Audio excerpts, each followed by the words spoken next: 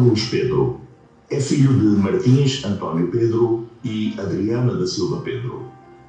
Nasceu no dia 1 de outubro de 1983.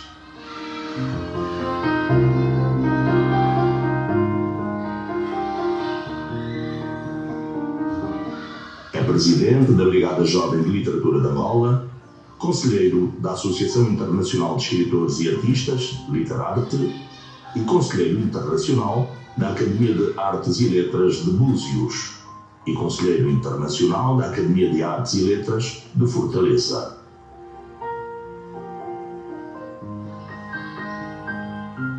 Ganhou vários prémios, nomeadamente Prémio Literarte de Literatura, edição 2012, na categoria de Melhores Poetas. Prémio Literarte de Cultura 2013. Prémio Intercultural Latino-Americano, na Argentina, 2014.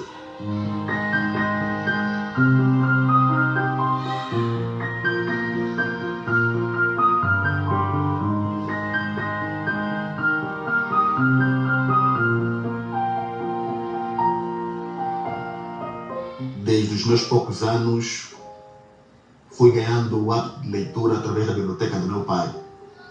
Daí a importância dos pais terem a influência de hábito de leitura na vida dos filhos.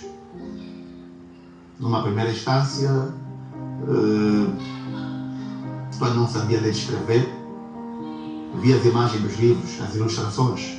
Daí que é muito importante que os livros de literatura infantil tenham ilustrações.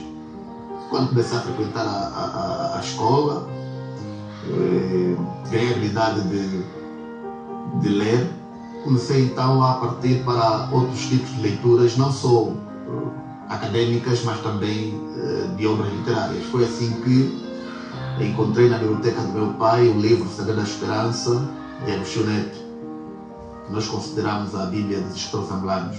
E daí partiu toda uma influência do mundo da literatura. Também li Trajetória Obliterada, de João Maimona, Prémio Sagrada Esperança, e depois senti a necessidade de partilhar aquilo que escrevia, as minhas aspirações literárias. Fui ao União dos Angolanos e encontrei a Brigada Jovem de Literatura de Angola. E daí, naturalmente, começou uma jornada literária mais séria e mais compromissada. Bem, enquanto estudante na altura do primeiro ciclo, eu partilhava os meus textos com um brigadista também, jovem poeta, Gabriel Sonhador. Então, este foi o primeiro a entrar, a procurar o União dos Angolanos. Aliás, porque partiu de uma informação de mim. O meu pai achava que eu dedicava mais a poesia em relação aos estudos. Então, num certo dia encontrou-me a citar e pronto, chateou-se e disse: por que é que não vais lá na União dos Angolanos? Então aqui foi como uma mensagem para mim. Descobri que afinal de contas havia uma casa de escritores. Partilhei com o Gabriel foi para lá e encontrou os jovens da Brigada Jovem de Literatura de Angola.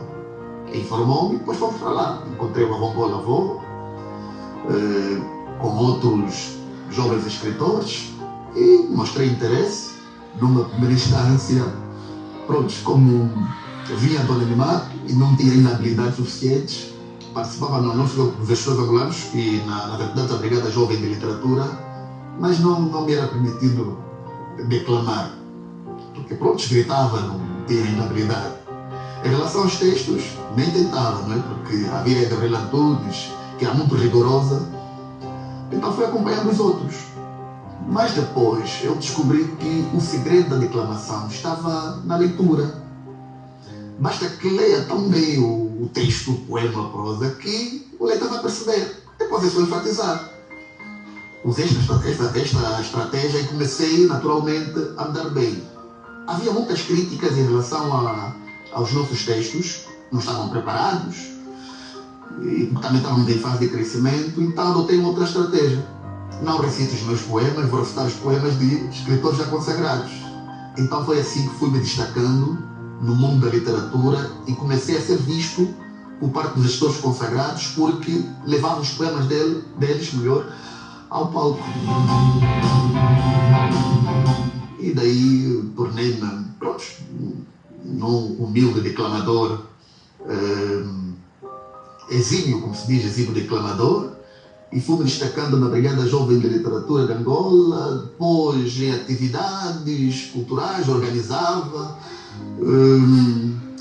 depois organizava também os outros jovens, estudantes, meus colegas, na altura, colegas do Comando da Operação de Luanda, onde lá fizemos o ensino médio, no primeiro ano, e pegávamos os nossos textos, levávamos para a Rádio Eclésia, o programa Bom Dia Poesia.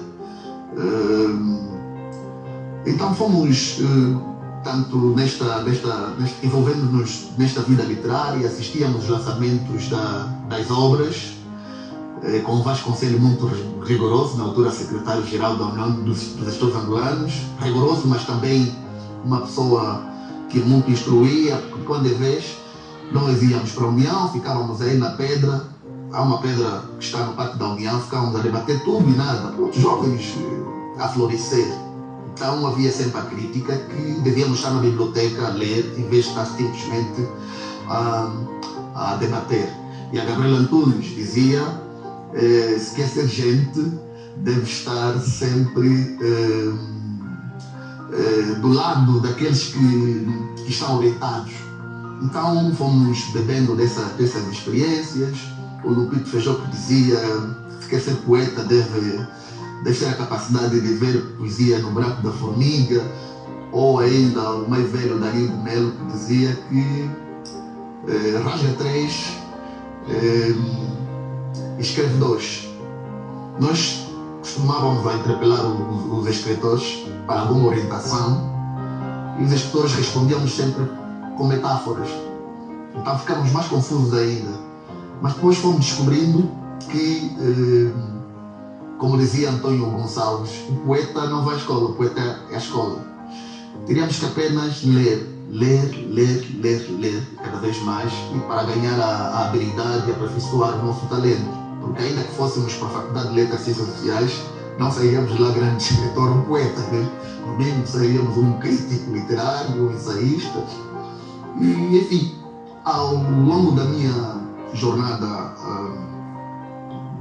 de amante da literatura, primeiramente, tive a necessidade mesmo de perceber a literatura do ponto de vista científico.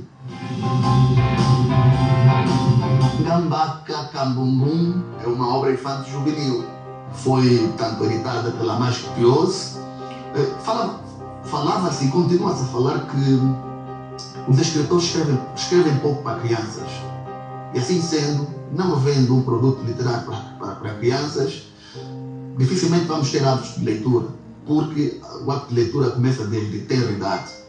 Então senti-se como uma pressão, como um contributo que naturalmente devia dar. E construí este conto no sentido de fazer com que as crianças, os adolescentes, respeitem os mais velhos, não é? Aquilo que aprendemos com o pai do outro, teu pai, a mãe do outro, tua mãe. Então faça a narrativa de uma velha que vivia solitariamente, e as crianças achavam que ela não tinha filhos, faziam insultos. Mas dentro das crianças havia uma outra curiosa, não é? Que naturalmente ficava mais atenta. E num desses dias ela observa a velha falar sozinha. Esse monólogo da velha é a narrativa do texto. Ela então descobre que a senhora tinha filhos, que os filhos, na verdade, eram eles, que deviam tratá-la bem, não é? Então, numa sociedade dessa como correria, a sociedade que vai perdendo alguns valores, e aliás, por isso é que estamos todos alinhados na moralização da sociedade, não é? Penso que as referências que os jovens precisam para se orientar não precisam ser de fora. Ok, são valências, mas e nem precisam ser referências políticas, econômicas, socialmente, como diria, de prestígio. Nós somos de matriz identitária africana, oralidade, a palavra dos mais velhos, aquele simples mais velho, só pelo fato de ser mais velho, de ter 70, 80 anos, é instrução. Então, daí o respeito que devemos ter pelas pessoas, não pelo prestígio social, mas porque são mais velhos, têm experiência, têm sempre algo a dizer. Então, construir esta obra infanto-juvenil, Ngamba Kakambumbu.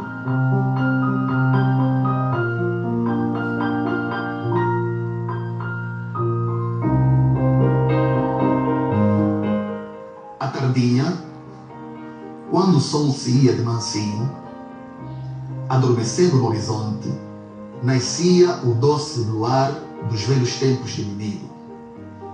Fazia-se nosso agasalho, e nos quintais de pau-a-pique, os fogareiros iluminavam, usando o pitel para matar a fome do estômago da minha gente.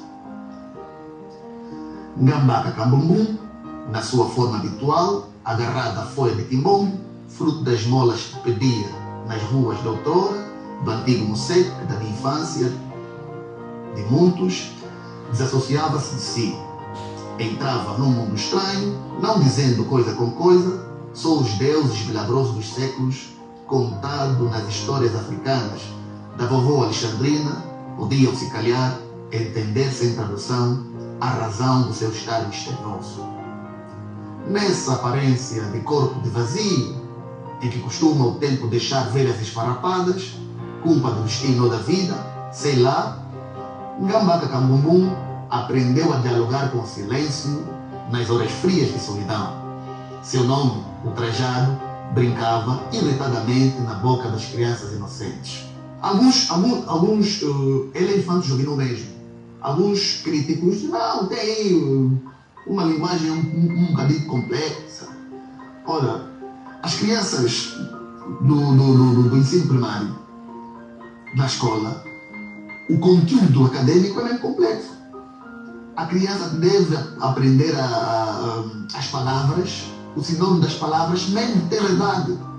Dizer periferia não complica nada a criança. Aliás, é ali mesmo onde ela começa a ter habilidades. Agora é preciso que haja, não é, o glossário. Ela vai perceber periferia, um lugar que está à margem da cidade. Então, essa discussão toda do mundo da literatura.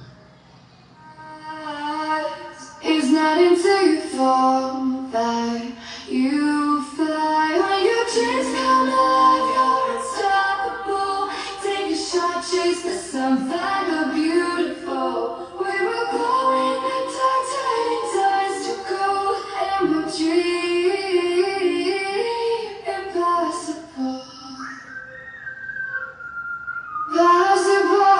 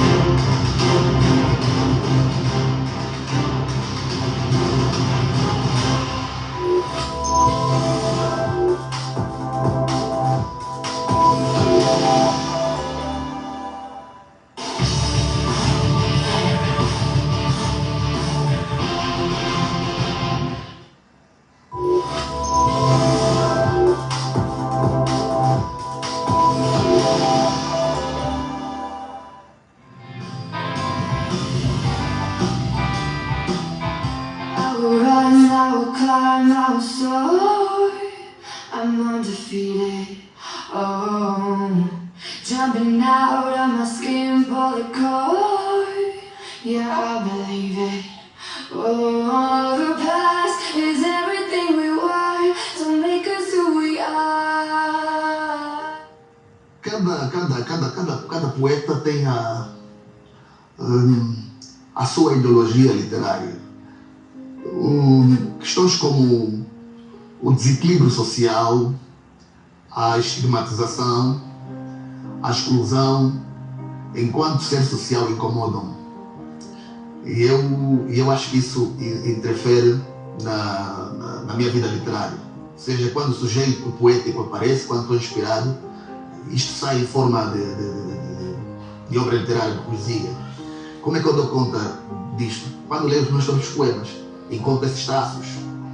E como também na altura, como jovem escritor, havia necessidade de inovar, eu tenho aqui os poemas, da forma como foram escritos. E num poema tenho 2 poemas. Ou seja, se o escritor tem a liberdade de escrever como bem entende, a liberdade de criação, eu penso que o leitor também tem esta necessidade. Então, deixei os versos soltos para que o escritor, ou seja, o leitor, tivesse também a liberdade de ler. Tenho aqui o poema Calçada das Decepções. Ele vai ler: tempos idos, coração entrega à nostalgia. Tempos idos, coração entrega à nostalgia. Como pode ler: tempos idos, longevidade, dos dias não saboreados. Pode chegar jorrando gotas de espinhos cinzentos, por não ter chegado a ser na calçada das exceções, por não ter alcançado a proa. Então essa liberdade que o leitor tem de brincar com as palavras e, dentro de um poema já escrito, conseguir fazer outro poema através da leitura. Isso foi considerado poesia experimental pelo Dr. Abreu Pache e enfim. Pegadas do passado, na verdade, há sempre algo que nos inquieta, que nos leva a escrever, não é? Questões externas da sociedade, questões também internas, da própria vida da pessoa. Eu penso pelo facto de ter perdido a mãe muito cedo, não é? E depois crescer como uma criança solitária, isso fez com que eu entrasse no mundo da literatura. Então a pegada do passado vai resumir naturalmente todo um passado de uma criança solitária, porque perdeu a mãe, e também, pronto, uma criança com características próprias, que socorreu-se da literatura e de outros ofícios para poder sobreviver deste vazio. Então, e também uma criança que nasce num país, na altura, em guerra, não é?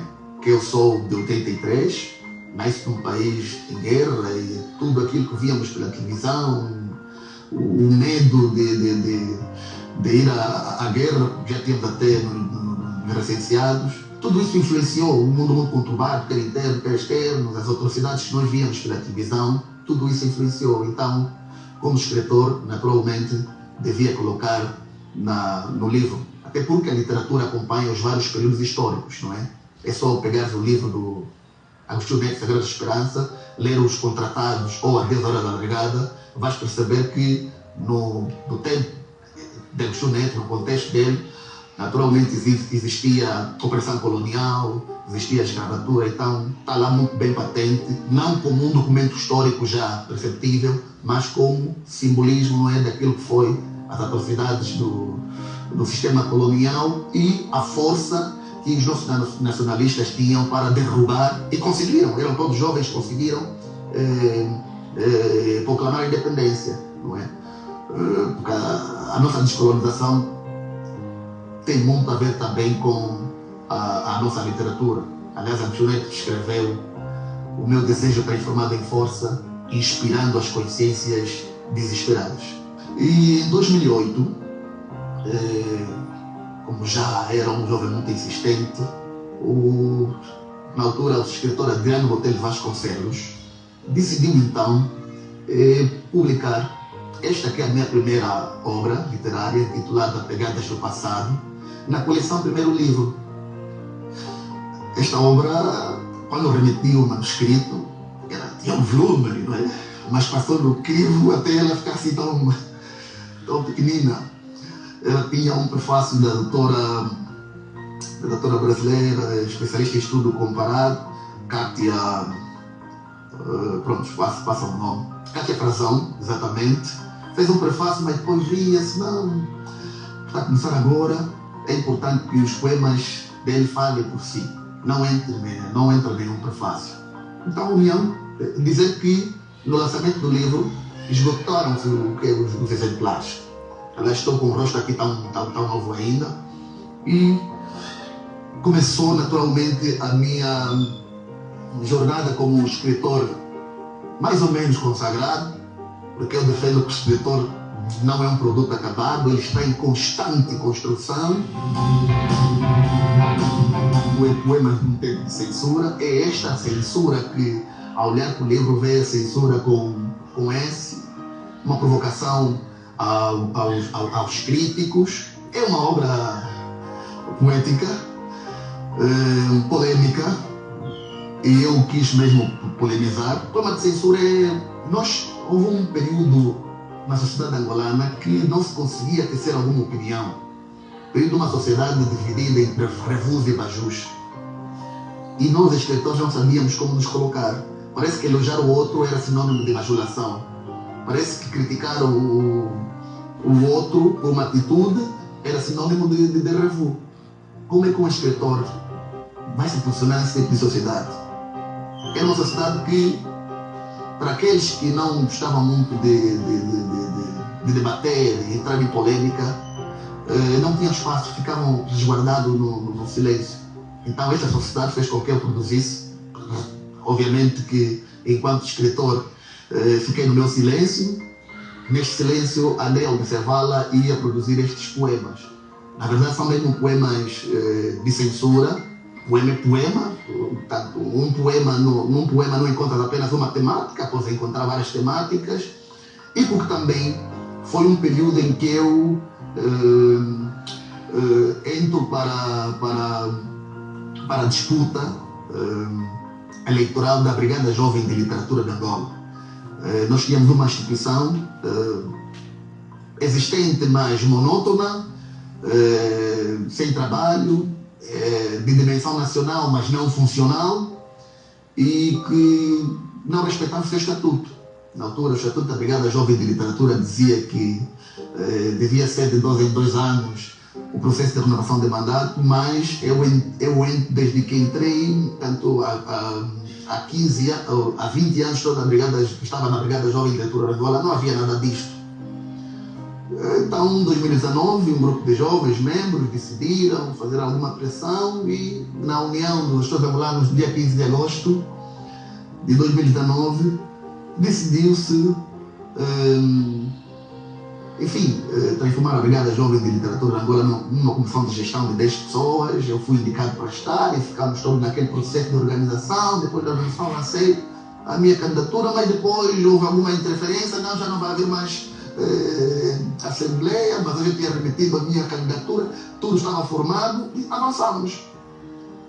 Depois de sermos eleitos, começou então um conjunto de ataques não só pessoais, mas ataques mesmo que tinham muito a ver com a minha integridade física. Comportamentos não muito dignos. Tudo isso, naturalmente, enquanto escritor, interferiu, e eu naturalmente escrevi alguns poemas neste livro a retratar este comportamento que muitas vezes acontece no seio das instituições filantrópicas.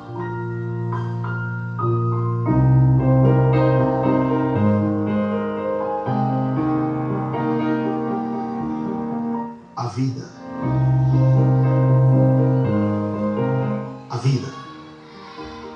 Seus aos suspiros, jogados suspiros aos céus, lábios de joelhos dobrados, velhos sonhos velhos, caminhos de pés cansados, sem alma que suporte o peso da trajetória, não floresceu o dia negou por vir do sol. O caminho é metáfora abandonada, as metáforas são bocas do tempo de lepra. Este tempo de lepra que vai refletir o tempo de lepra da vida associativa de muito tumulto, que finalmente as pessoas já nos percebem qual era a nossa intenção a concorrer para a direção da Brigada Jovem de Literatura de Angola, que hoje vocês são jornalistas, acompanham e cobrem as atividades da Brigada Jovem de Literatura é funcional em todas as províncias. Nós, no âmbito centenário, tivemos em parceria com a Fundação Dr. Antônio Neto e com a Comissão Interministerial do Centenário, ajudamos a divulgar a vida, obra, trajetória política do Antônio Neto em todas as províncias. Ainda este ano, no Procentenário, fizemos a publicação da obra poética completa de Agostinho Neto, edição especial para o Centenário, em todas as províncias. Trabalho da Brigada Jovem de Literatura de Angola. Já fizemos sair 8 títulos,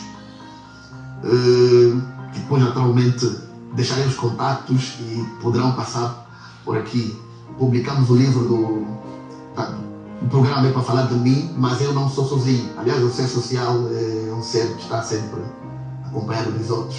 Publicamos o livro do Cambalemba, Ressurreição Poética, Ernesto Daniel, Voos, Dedos, Um Canto às Aves. Publicamos também poetas não residentes em Luanda, Fomos ao Pano Cubano, Colanda Cutima, Pétalas Sem Pérolas. No Ambo, o Afonso Lenguessa. Ontem mesmo publicamos o Pedro Maiamano, que até é um jovem escritor, não membro da Brigada, mas ele destaca-se incansável, é um muito bom escritor, muito bom crítico. E para nós, Brigada Jovem de Literatura de Angola, a nossa filosofia não é trabalhar apenas com nossos membros, mas sim com todos os jovens que fazem literatura boa e que precisam de apoio. O meu orgulho não vem apenas da minha produção intelectual, de escrita, mas também porque nós vivemos para construir sonhos dos jovens. Essa antologia tem como título Geração que Lê Poetas da Nova Angola. Estão aqui jovens das 18 províncias de Angola e jovens angolanos que vivem em Portugal e no Brasil. É esta geração que lê que nós queremos influenciar, a nossa e todas as futuras gerações. Portanto, nós trabalhamos não só para a divulgação da nossa atividade criativa, mas também para, naturalmente, a divulgação daquilo que os jovens, outros jovens naturalmente escrevem. Esta também é uma antologia, Os Africanos, versos, textos e pretextos, organizado pelo Isidro Sanene e por mim. Portanto, esse é o meu orgulho, porque o objetivo não é caminhar sozinho, o objetivo não é ter 10, 20 obras sozinho, o objetivo é caminhar com os outros. E o nosso esforço, naturalmente, vamos fazendo.